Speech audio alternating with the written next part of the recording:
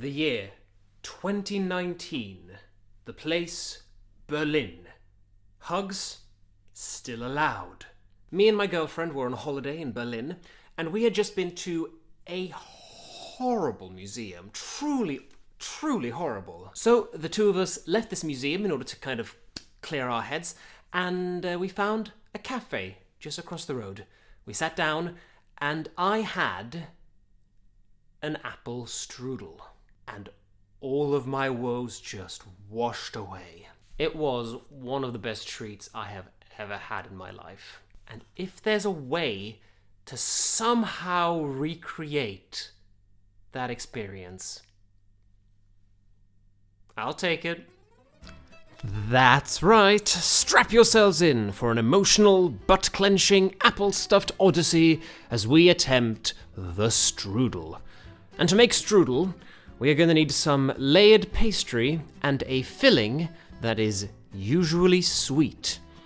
You may ask yourselves, do I, a mediocre chef who's never set foot in Austria, stand even a remote chance at making something good here? Well, perhaps. Berg Empire is when the strudel was invented. I began with making the pastry, and for that, we need my girlfriend's fancy bowl. It's the biggest bowl in the house, and it's just a really good bowl. It's my girlfriend's fancy bowl.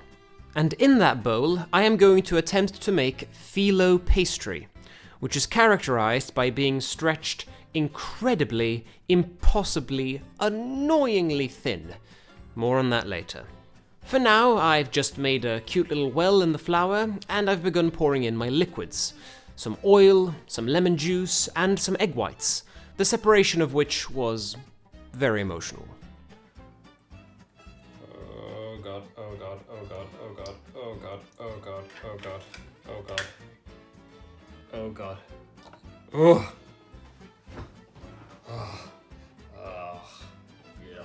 Finally, I needed to pour in some warm water, 43 degrees Celsius to be exact.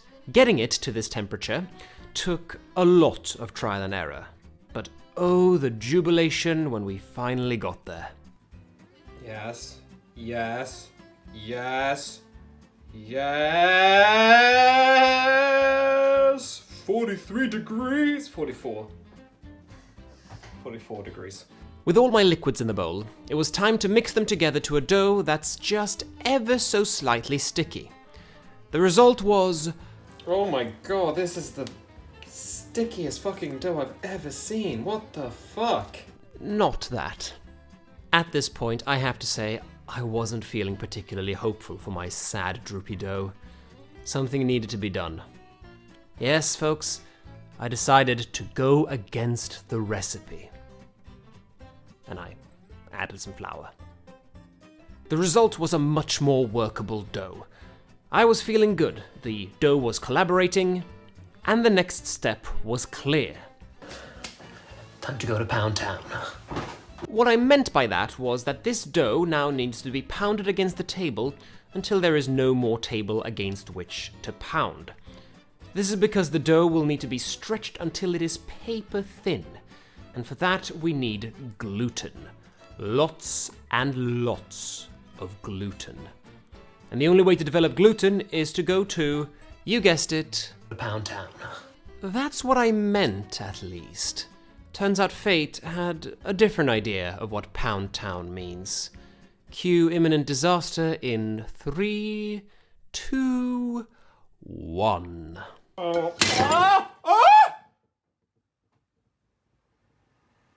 Oh no!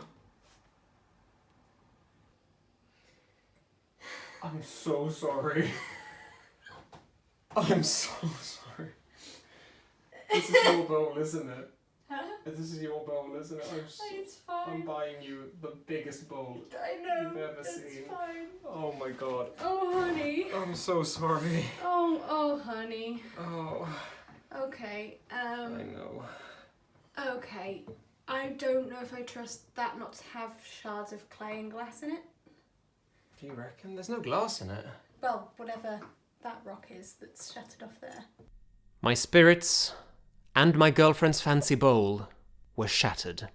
She also had a great point. There may well be shards of ceramic left in the dough, and that was not a prospect I particularly enjoyed. Which means that everything I had done thus far, I had to do all over again. Using a bowl with zero chance of breaking, I went through all the steps to recreate this horrible, sticky dough, until finally we arrived back at the same place where Shattergate occurred. At long last, we had arrived at Pound Town. At this point, I had accumulated quite a bit of aggression at how this bake was going, and it was absolutely delightful to be able to take out all that aggression on this accursed dough. I kept kneading and pounding and kneading and pounding until I could barely recognize it anymore. It had become ridiculously elastic, and I felt pretty confident it could handle anything at this point. But that's later. For now, we have to think about filling, and I decided to go the traditional route and make my filling out of apples. And finally, things were looking up. Outside of some slight drama when I opened my cupboard. Okay, sugar. Oh, gravy! Everything went pretty smoothly. That might be because of how absolutely delicious this flavor combination is. Apple, sugar, raisins. They're like so organic. Cinnamon and lemon zest, all mixed together to create what I imagine God has on his toast every morning. Now, I'm not saying I'm making celestial quality food here. What the hell, yes I am. But either way, we have our filling, we have our dough. Now it's time for it all to come together. And for that, we'll need to take this party to an extreme close-up of the living room table, because we are gonna need the space. I began with rolling the dough out into a disc before commencing with the element I dreaded the most. Okay, you know what time it is? Pizza time. That is, the method when you rotate the dough in your hands to let gravity stretch it out, like a pizza dough. This must be done without dropping the dough or letting it tear. All this combined made the situation pretty tense. Framing the shot to include the Christmas tree, now you know roughly when this was filmed, and here we go. Oh god, oh god, oh god. It looks so much easier in the video. How are you still holding together? Oh no, I tore it. Oh fuck me. Oh fuck me. Okay. But after all that, somehow, I still had a dough. A dough which I could actually see the table through, so I'm gonna rule it's probably thin enough.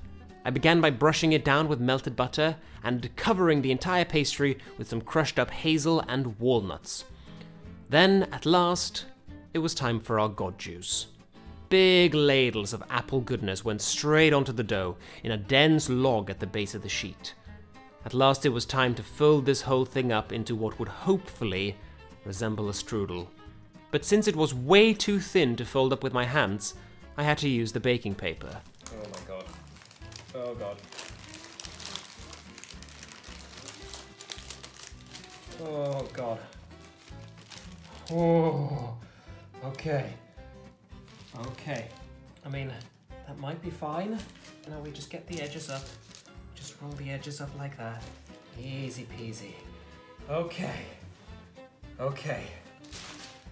That's a good sausage. And after a few folds and flips, our strudel was assembled. Ta-da!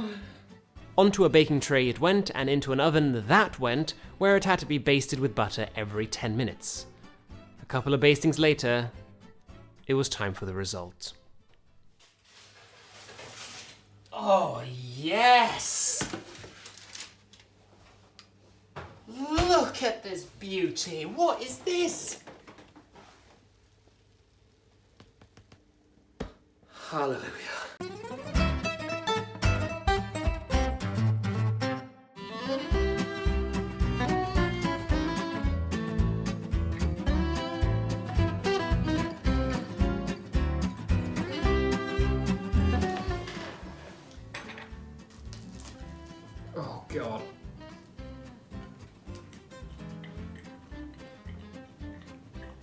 So it tastes lovely.